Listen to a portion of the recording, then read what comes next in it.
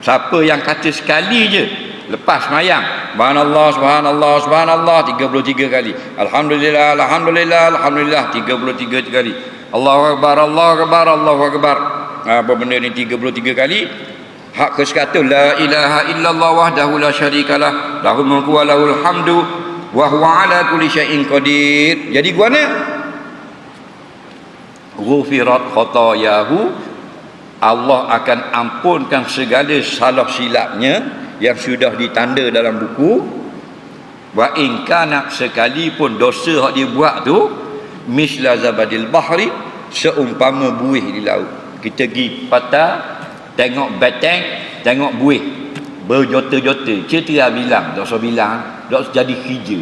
Faham lagi? Banyak sangat tak buih. Maka banyak lagi dosa kita dari buih, atau seumpama tu pun habis. Dengan mana? Dengan suatu zikir saja lepas sembahyang.